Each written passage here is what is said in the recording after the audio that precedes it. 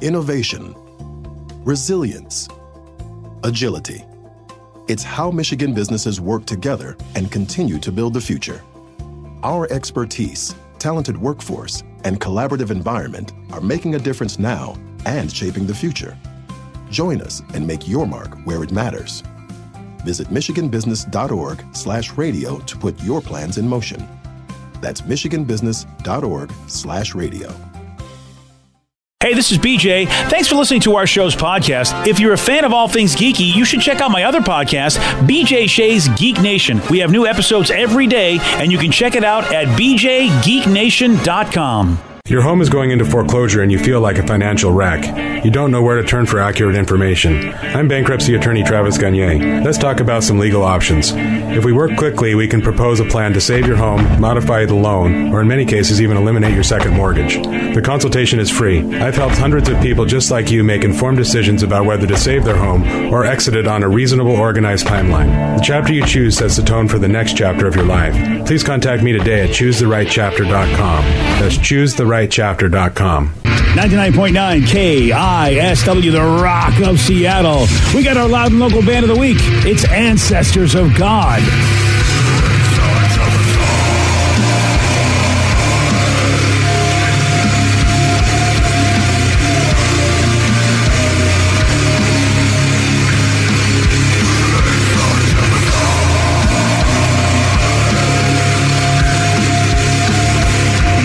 Our loud and local band of the week is Ancestors of God. If you're looking to find out where they're playing, how you can get their music, just go to the BJ and Migs page of KISW.com. They're working on a new record. They're hoping to have it out at the beginning of 2019, and it will be the follow-up to The Beginning, which is their EP that came out earlier this year. The Beginning.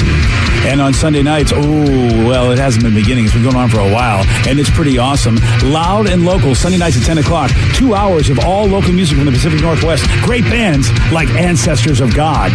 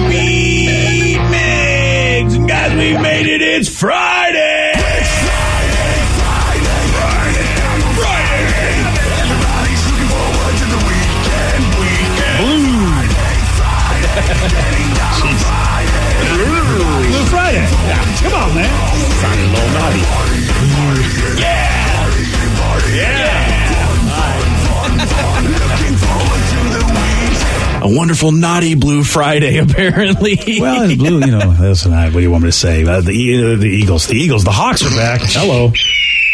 Where are you at, man? Well, I'm thinking of the Always Sunny episode. They had a special Eagles themed episode recently. Wow. My brain. The Hawks are back. And you know what? We have a special, finally, we got somebody that can show Steve exactly how he braved the traffic. Yeah. Dang, I know. We didn't think Jim would get here because there's been accidents everywhere he's been ever since he's been in town. But you're here, buddy. Thank you. Yeah, I apologize for being late. Oh, dude, it's not your fault. It's just a mess out there. I know. You guys are very understanding. I'm such a prick when I do radio. If someone was 5 minutes late for my show, I just cancel them. You guys are great. Oh, man, we got stories. Because you missed BJ from 10 years ago. No, BJ 15 years ago. Yeah. And you'll like this one because you're a fellow KISS fan. So I'll make it quick because I know we're going to play Beat Migs. And we have Jim Norton with us, who's at the Parlor Live. Yeah. Peter Criss was going to join us on the show. Yeah. I'm a huge KISS fan. I've never had an opportunity to speak to any all the members except for Peter Criss. So this was a big moment. Sure. Peter was getting held up, those radio tours, so he's doing all these other radio shows. They're keeping him long, so he's 5 minutes late for our show on the phone.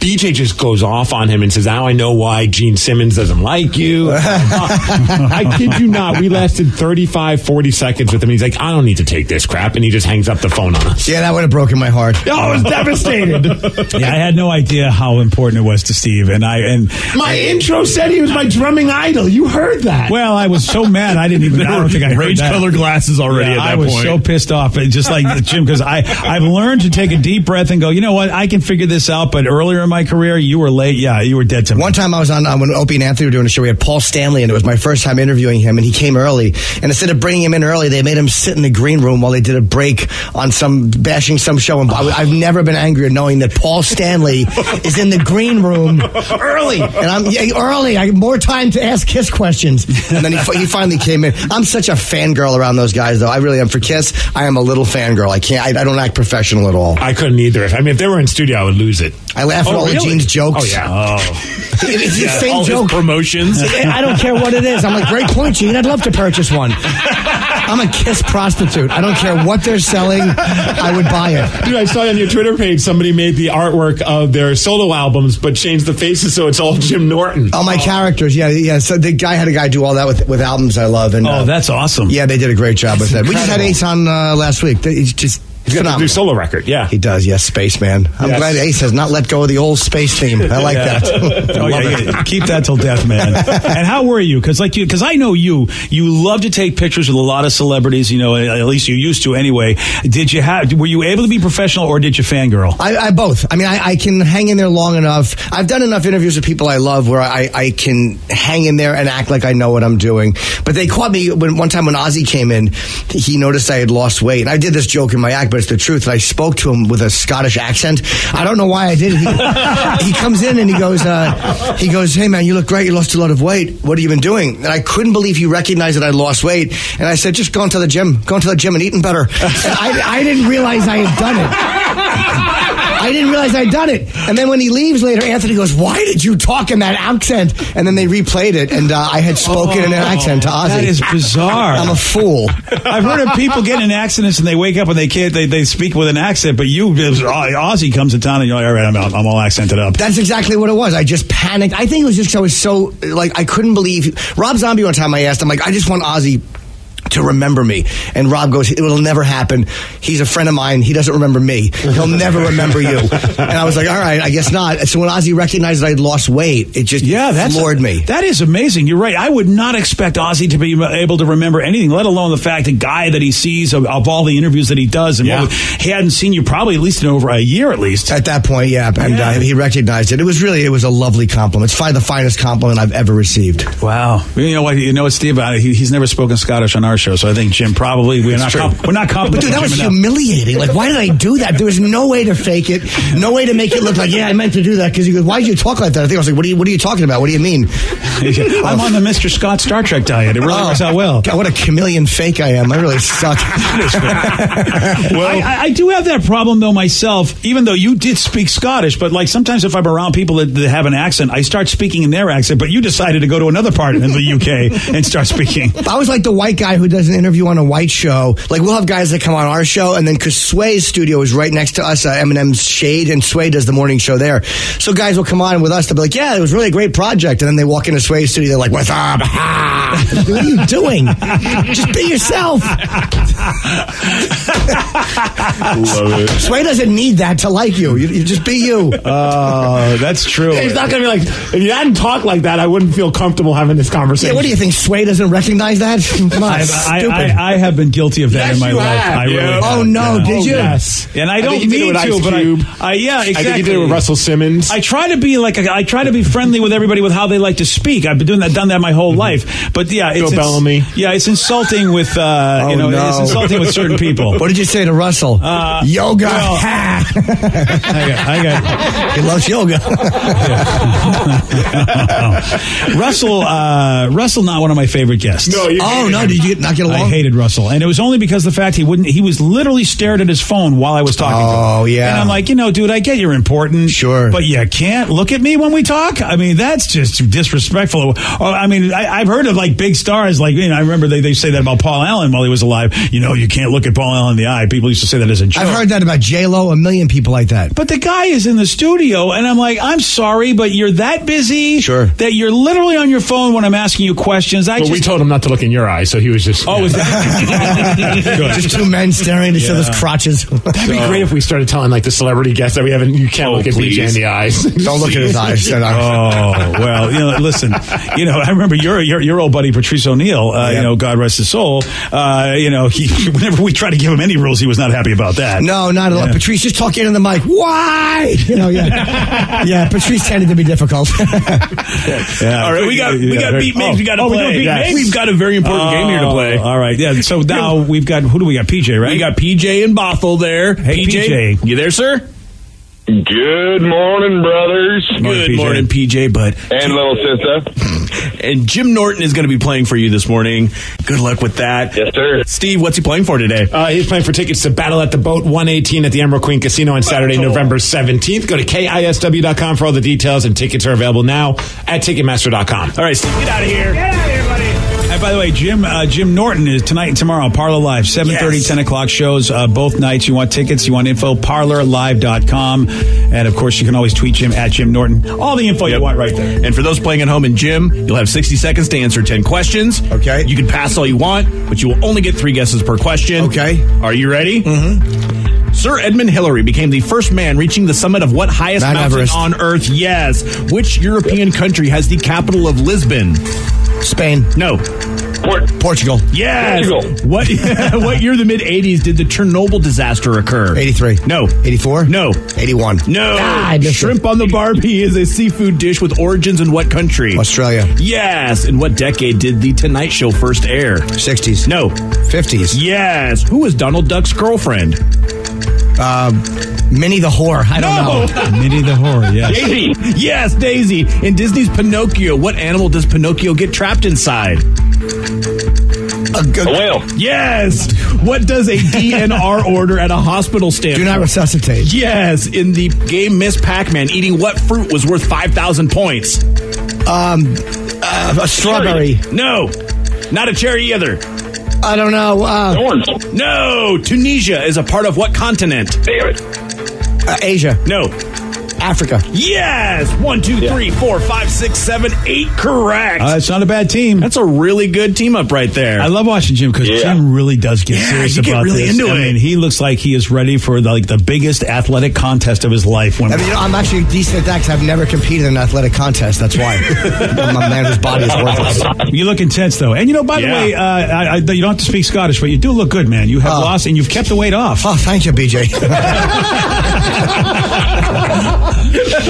Steve, are you ready? Oh, yeah. Sir Edmund Hillary became the first man reaching the summit of what highest mountain on Earth? Mount Olympus. No. Hey, Mount Helen? No. Mount Helen. It's not even a name. Mount Rushmore. No. Ooh. Which European country has the capital of Vicky. Lisbon? Australia. No. Portugal. Yes. Wow. What year of the mid-'80s did the Chernobyl disaster occur? Mid-84. No. 85. No. 86. Yes. Shrimp on the Barbie is a seafood dish with origins in what country? Australia. Yes. In what decade did The Tonight Show first air? The 40s. No. 50s. Yes. Who was Donald Duck's girlfriend? Daffy. No. Jeez, so completely different universes, too. Pass. Daisy. Yes. Good job. Disney's Pinocchio. What animal does Pinocchio get trapped inside? A walrus? No. Elephant? No. Walrus? A walrus? You know what I meant? A cat. No. Yeah, What does a DNR order at a hospital stand for? Do not resuscitate. Do not resuscitate. Yes. In the game Miss Pac-Man, eating what fruit was worth 5,000 Strawberries. points? No. Damn it. 1, 2, 3, 4, 5, 6. You lose 6 to 8. Good Congrats job. to PJ and Jim. Love this. Good job, PJ. And, of course, we get this.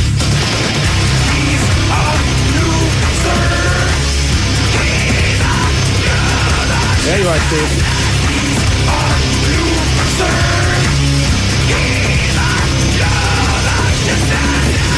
It's a good Friday. Yeah. Good Friday. Feels good to win. DNR, do not rim. Especially when you're in the Pacific. The highest mountain on Earth is Mount Everest. Damn it. Jim knew that one right away before I even finished If only it was a famous mountain that we knew. Yeah, right. Yeah, Mount Helen. That was a good one. Sounds like an order. Helen? Pinocchio got trapped inside of a whale. PJ knew that one. And then neither of you guys knew what fruit was worth 5,000 points on Miss Pac-Man. Miss Pac-Man, I forget. No. Is that pineapple? It's the banana. Oh, it's worth the most. Now that I think about this, really, that's very sexist. For Miss Pac-Man to actually, you know what? I think the game designers were hoping maybe they could convince women that, you know what, the banana's worth a lot of money. That's a good point there with that one. Very sexist. That's true until the taco comes and takes all the banana's money. Congratulations, PJ, on beating Steve. All right, well, it's a good start for Jim Norton as he's in studio and against Steve. I don't know if you've beaten Jim at this game. I can't remember. I don't think so. Yeah, I don't know. I thought you did last time. I could be wrong. It was close. Yeah. No, Benson also is a tough competitor. Oh, but Rev always goes with movie questions when we have Doug Benson. Yeah, he tries to give Doug an advantage. Oh, yeah. Doug, I've done his podcast a couple of times. It's fun, but it really annoys me how much he knows about films. Yeah, he is a savant like that. It is nuts. Yeah, he just smokes dope and watches movies. What a great life. Yeah. Doug Benson has a good life. It does. And then, you know what, if he wants to do another podcast, it's about getting high on the podcast. I mean, he does have a good life. It really is. It's like, get Doug with high. Yeah. Like, we're going to smoke pot and have fun. What a genius. Somebody probably said to him, Doug, you do this when we're not doing the podcast. Let's do a podcast, and we'll just do a podcast about what you're doing right now. Yeah, those seem to be the things that work the best when you're just kind of doing what you like doing and you're comfortable doing and talking about stuff that you like. Yeah, man. You do it with MMA, with Matt Serra. I do, yeah, but I mean, that's like it's like a regimented thing. We have to talk about it a certain way. You have to know a little bit about it, but Matt knows a lot more than I do. Mm-hmm. I'm just a comedian who loves MMA. I mean, what did you think about the whole McGregor Habib thing? What was that? No, I'm kidding. Yeah. I'm joking. I loved it. I mean, I was so stupid. It's the first time I ever picked McGregor to win. And I kind of knew Khabib was going to beat him. But I picked him to win because I'm like, Conor can catch you coming in. Mm-hmm. He's caught people coming in. And afterwards, I thought it was terrible what happened. It was a mess. The fact that he jumped over But Conor didn't care. Conor's such a businessman. He's like, good row, but, see you on the rematch. He doesn't care. I can't even imagine how much money those guys are going to make when they have that rematch. Yeah, I think it was $3 million and $2 million is how much they made. That was the figure I read quoted. And I don't know if Khabib got paid yet because the Nevada Athletic Commission held his money. Sorry, I didn't mean to ruin the comedy show. Just facts about the... No, it's interesting, though, just how that all kind of imploded. Yeah, it was a mess. Those guys really hate each other's guts. Mm-hmm. That's why it's more fun to watch them fight. Yeah, usually, when you really hate somebody's guts and you then fight them, because a lot of folks that do like any kind of martial art, there is an honor for the opponent, but in this particular situation, there's no honor for each other. Yeah, it's fine when you see you like shake hands and that I get that that's great and it's honorable, but yeah, every once in a while you want to know that these two legit want to kill each other. Like, I don't watch any other sports anymore. I used to watch baseball and football and occasionally the NBA. I just can't watch any of them anymore. Is that because nobody's killing each other? I just don't like it. Like, you know what I mean? If LeBron's like getting kicked in the balls, I don't want to see it. It's just so awesome. All right, well, Jim Norton tonight, tomorrow, Parlor Live, 7:30 and 10 o'clock. You can get your tickets. You can get your info at parlorlive.com. Also, if you want to get any info about what's going on in Jim's life, go to jimnorton.com. Jim's going to hang with us the entire show. So as we're doing Listeners on the Loose, what the heck? I mean, Jim will be there. So if you got questions, not just us, Jim will answer them, or just whatever you want to yak about. 206-421-ROCK. Text us at 77999. You pick the topic. You guide the show. Listeners on the Loose with Jim Norton. Your calls, your texts at 917 on The Rock. BJ and Migs, mornings on The Rock, 99.9 KISW. 99.9 KISW, The Rock of Seattle. It is Listeners on the Loose, brought to you by the Shane Company. Listeners on the Loose, you pick the topic, you guide the show at 206-421-ROCK. You can also text us at 77999.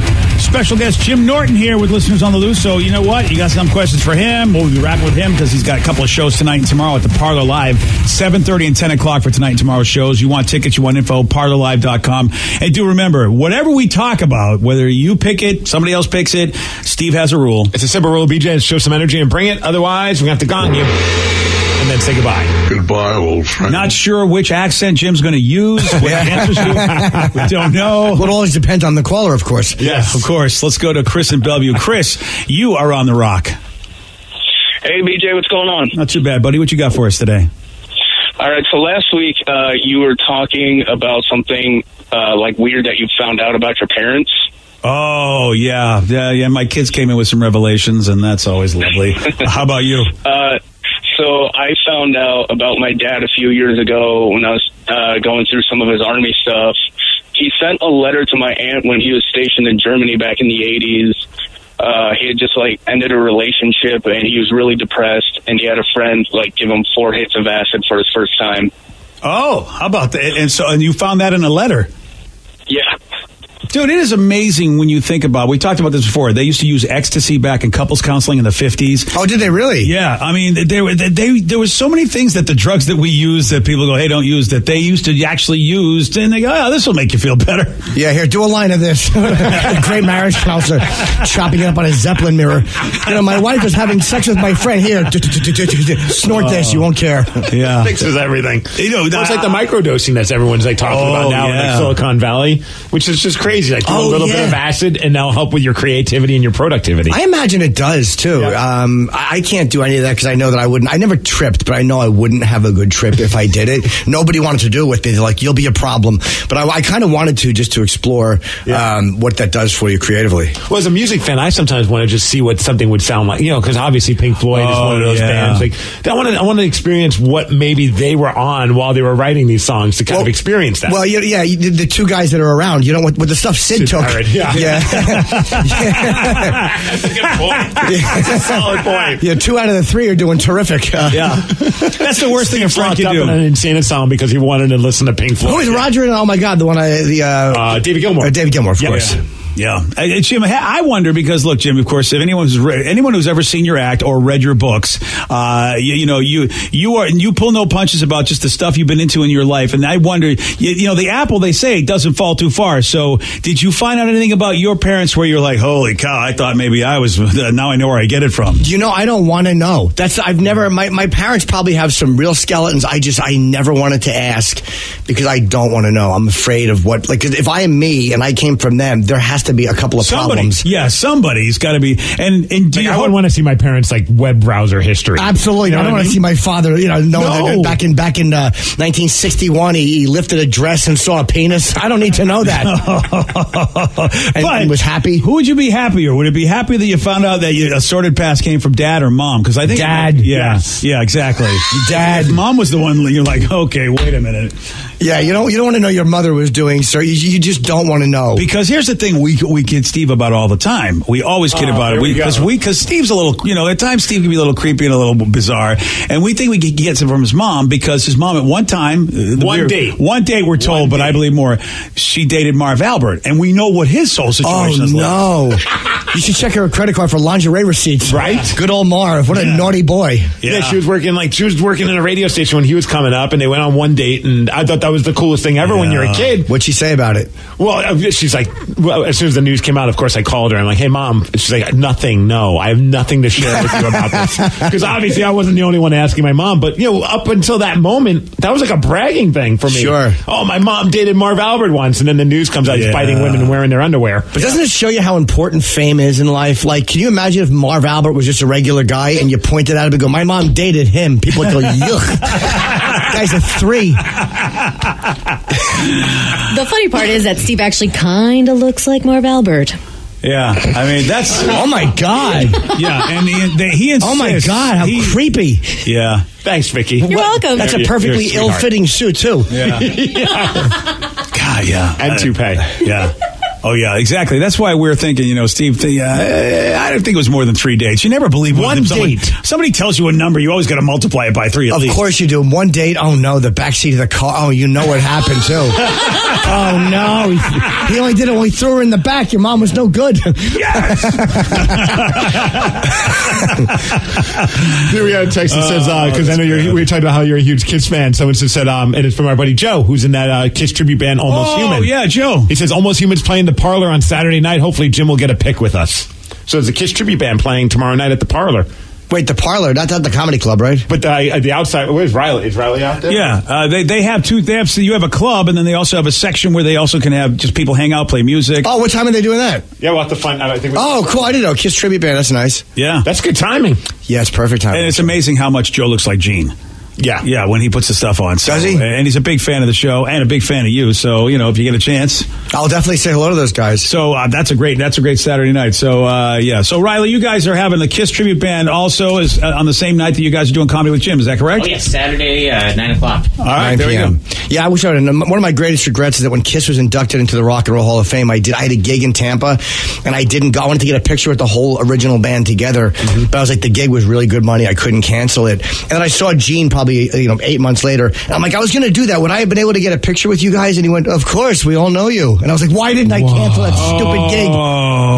That's one of the bands that I actually do check when they come to town. I'm like, should I do the VIP experience, even though it's a little bit out of my price range, just to get that picture with the band in their makeup? I have a good one, but it's with I have one that's with the 3 of the 4. Ace is not in it, and I have one with all 4, but Gene, Paul, Tommy, and I guess Eric. Eric Singer. Yeah, but not the 4 OGs. Yeah, so I can see how you're. Yeah, I know you're probably like. I'm 50 years old, and that's what I'm regretting. Yeah, you know what I mean. What a worthless life I've lived. Of all the things you can regret, I didn't get a picture with 4 men who now look like the Andrews sisters. What's the matter with me?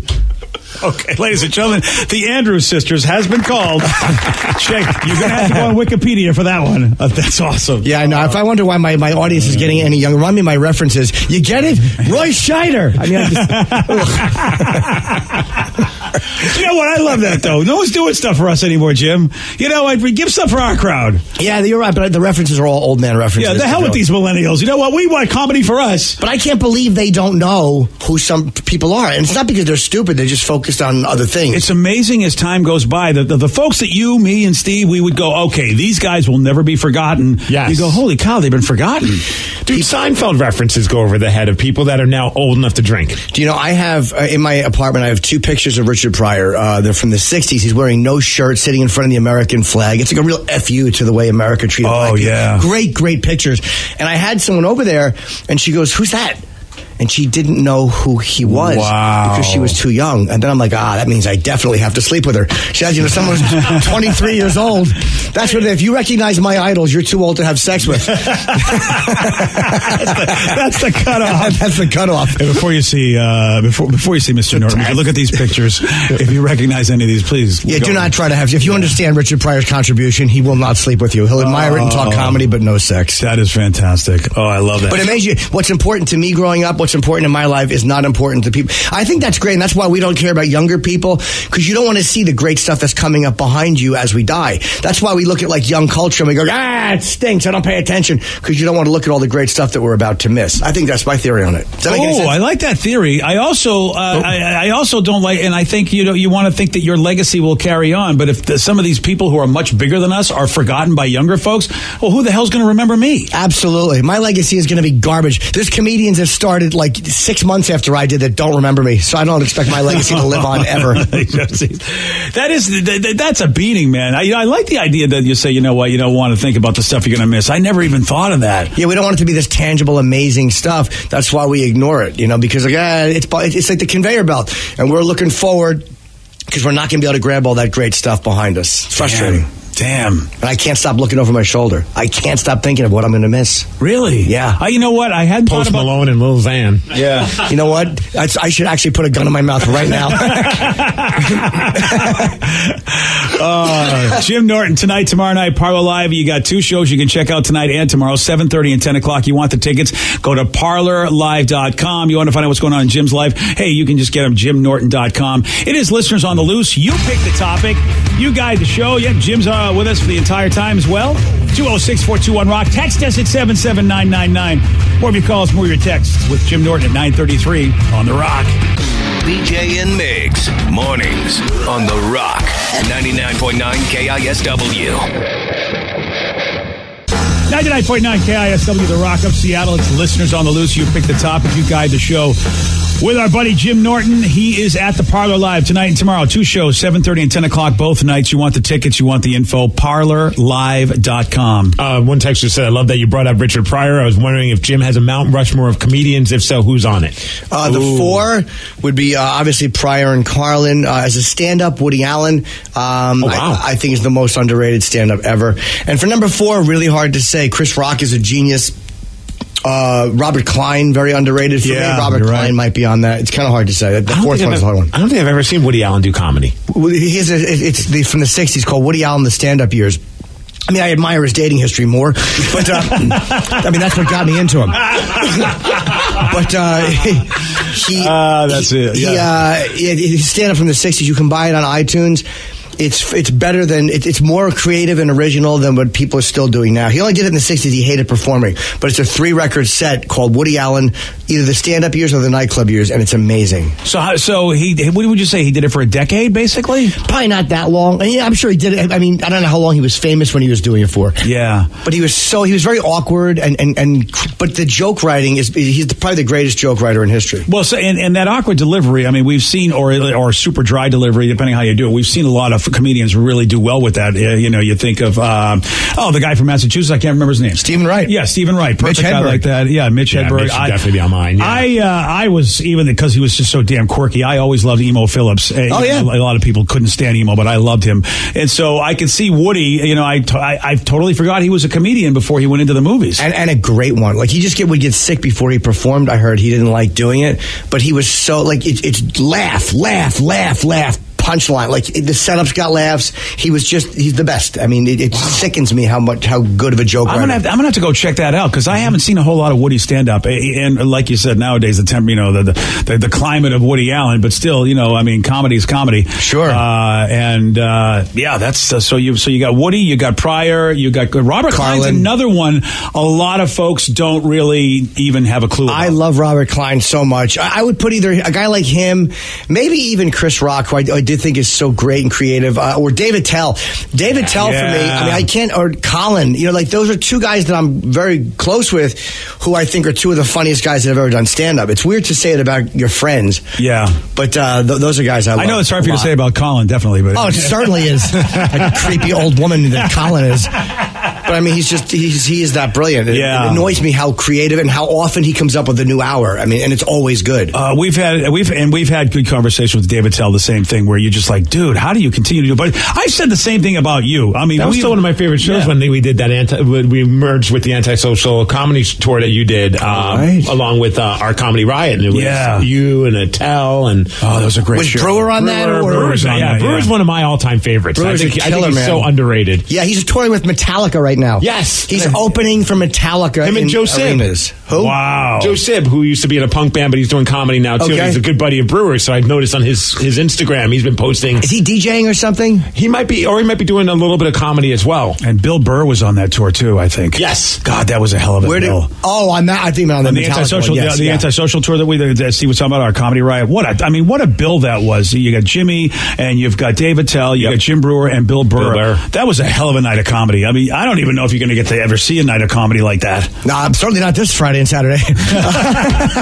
Tonight, tomorrow, we got a fourth of it. We have a quarter of it, people. No, we did a couple of different groupings. One was myself, Jim, Attell, and Bill.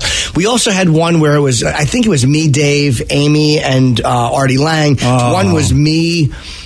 Might have been Dave, and then Doug Stanhope and Artie Lang. Like when Artie's first time doing stand-up in a couple of years, I remember, was on our tour. He finally came back and did stand-up when he had laid off for a while. Like after 2009, after he left Howard, he had laid off stand-up for a couple of years, or he didn't do anything publicly for a while. Maybe it wasn't a couple of years. Maybe I'm exaggerating.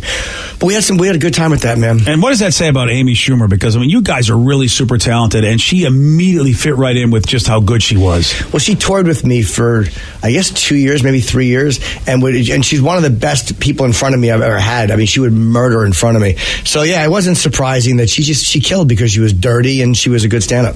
Yeah, she's got great timing. She's got great facial expressions, and it's not surprising that she's got the success she has.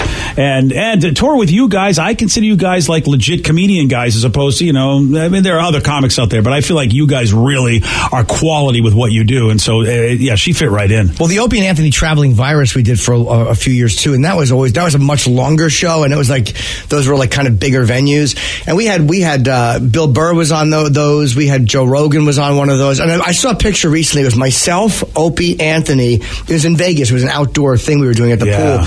And next to them was, next to Ant was Ralphie May, Patrice, and Otto. Man. All three are dead now. It's just really depressing. So hopefully they're working their way down the line, because then it'll be Ant, then Open, then me. As long as the last to go. I'll be the last to go. Yeah, hopefully we're working our way down from the left. If we're So Anthony, you're next. Oh, man.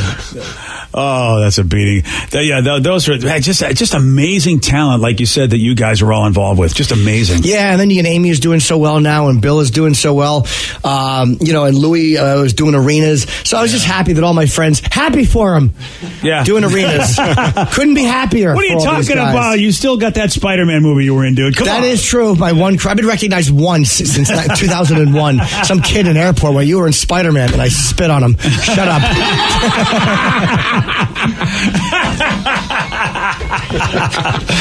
Dude, recently we were talking about Jay Leno's interview that he did with Mark Maron, and just how awesome it was. And just kind of got a different peek behind like Jay's way of being. And you spent a lot of time working with Jay. I love Jay. I was going to say, what was your experience with? Because, after I listened to that Maron interview, I've never had issues with Jay, but I listened to that, I'm like, gosh, man, this guy just sounds like he's just so down to earth and laid back. He was so unfairly targeted by all that Conan stuff there, but just people who didn't know what the hell they were talking about. It is crazy how people went after Jay. And again, I only did Letterman twice. I didn't know Dave intimately at all. But Jay treated comedians great. Like, he would come into the dressing room before, he'd hang out with you, he'd talk to you. I remember before my first Tonight Show, which was 2004, I went out, they show you where the X is on the stage, like you're going to walk out, and Jay was doing some kind of a warm-up at his desk. So they show you where it's going to be, and Jay called me over. And he introduced himself. And he goes, hey, man, it's your first time, don't be nervous. He goes, look, man, if it goes great, you're going to come back again. He goes, if it doesn't go great, so what? You got a great story, and we'll still bring you back to try it again. Like, he just wanted me to be comfortable, which is probably a lie. If I would have bombed, I would have been out the door and finished. But the fact that he did that, and he really treated me well, man. I loved Leno, and I still love Leno. And his, this reputation they got of being, it's so mom and pop, and yet the big New York show is the hip one. When I would do Letterman, they would take out jokes. And there was one time I had like 5 jokes that they wanted to cut and I said to the booker, Eddie Brill at the time, I said, look, man, maybe you should just take me off the show. Let somebody else do this spot, because I'm not going to succeed if I can't because none of them were dirty. They were all kind of, none of them were offensive jokes. And he goes, all right, I'll go back and I'll fight CBS. And he got them, he fought, and I was able to do the jokes. So I went. Good for you, Jim, to actually say, but it wasn't the wherewithal to know, and rather than threaten them, go, you know what, it's not my thing. That's pretty cool, because who does that? It wasn't to be cocky. It wasn't arrogant. I didn't think I was better than the process. I'm just like, I know what type of comedian I am, and if I can't do this reference, it's not gonna, the joke will stink. But meanwhile, at Leno, they would actually, there was one time I was doing a joke, let's just say it was about a dog with oven mitts jumping on a young woman's hips. And I was gonna take it out, because I'm like, this is too rough. And Debbie Vickers, the executive producer, goes, leave it. If they don't like it, they'll cut it. So I couldn't believe the executive producer was encouraging me to do bestiality humor. So I got away with a lot more on the Tonight Show. It just goes to show the difference between East Coast, West Coast when you think about it. Yeah, but the West Coast was more lenient with the rough stuff. That's what I'm thinking, because I feel like the West Coast is like, but still, you would expect Letterman to, like you said, to be the edge of your show, as opposed to, like you said, the mom and pop Leno vibe that people would put on him, say, what Jay does is pedestrian. Yeah, I heard Jay, by the way. I've heard good things about Jay. Let's just say Jay was packing. That was the rumor. Really? Oh, boy. Packing. Whoa. That is, I didn't care about anything. That's where Jay's attitude comes from. That. Oh, boy, I've heard that. So he's got that going for him, too? And he had sex with a lot of people. Oh, that's a lot. That is Sharon Osbourne. I'm not. I mean, they've talked about it. I'm not. Wow. Yeah, Jay's he's my hero. Wait, Jay Leno had sex with Sharon Osbourne? Yeah. Why now hold on a second. Why is she? Well, now is she claiming that she got to do it because of Ozzy's situation? Oh, this is probably even before. They probably weren't even together when this is years and years and years ago. Yeah. So this is before Jay was really anybody that we knew. Late 70s, maybe. Well, yeah, but if you're packing stuff, then it doesn't matter who you are. If you're packing that's your fame at that point. Yeah. They've talked about it. It's not a big thing. I didn't know that. Let's just see. I got to read more. By the way, you know how good Ozzy must be if all of a sudden Jay's packing and she's stuck with Ozzy. So my hat comes off to Ozzy. He was obviously Holden, which I hope. He's had affairs. He's trying to kill her, and she stays with him. Yeah. Ozzy's got to be packing a lot. Good for him. Yeah. Jeez, man. Mine's bigger.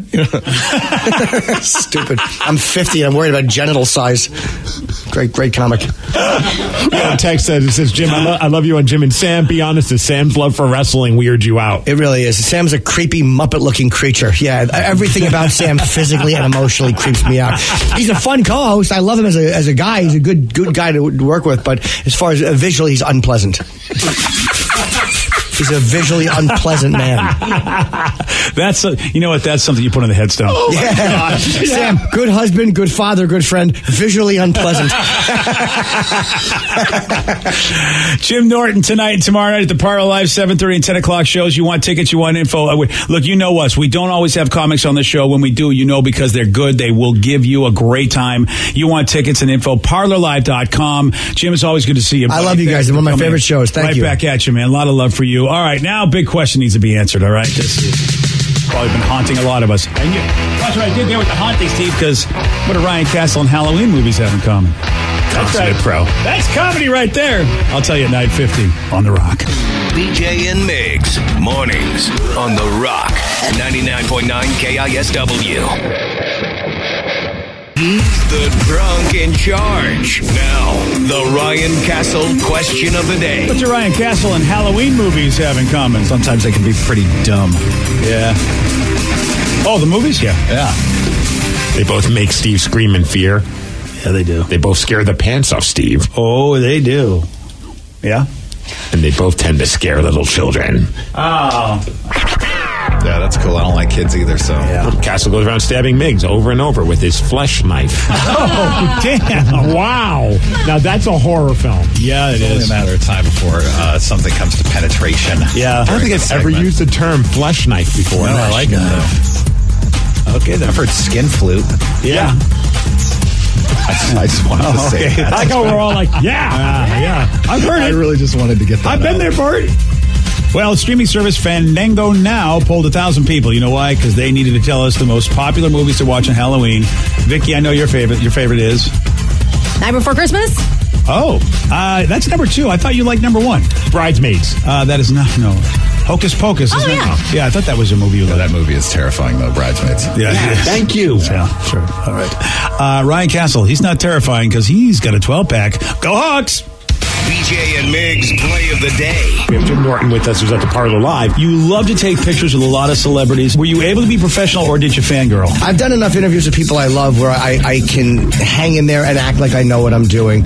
But they caught me one time when Ozzy came in. He noticed I had lost weight, and I spoke to him with a Scottish accent. I don't know why I did it. He comes in and he goes, "Hey man, you look great. You lost a lot of weight. What have you been doing?" And I couldn't believe he recognized that I lost weight. And I said, "Just going to the gym. Going to the gym and eating better." And I didn't realize I had done it. BJ and Migs, mornings on The Rock, 99.9 KISW. Today's podcast was brought to you by Travis Gagne, bankruptcy attorney. He's here right now and has agreed to answer more of your questions about bankruptcy. Here's another question from a listener. I have a mountain of credit card bills and consumer debt. Can I still keep my house if I file bankruptcy? Yes, you almost always can keep your home and your house, your car in a bankruptcy. Depending on what type of bankruptcy you file, would depend on whether or not, for example, you can keep your vehicles if you have payments on them still. You can almost always keep your home if you're current on the payments on your home, even in full bankruptcy. In Chapter 13, you can also keep those items. If you're behind on your house, you could catch your house payments up in a Chapter 13, take off a second mortgage in a Chapter 13. So keeping your primary assets like a home and car is almost always possible in bankruptcy. Thanks, Travis. If you have more questions about bankruptcy, you can reach out to Travis anytime at choosetherightchapter.com. That's choosetherightchapter.com. And thanks for listening.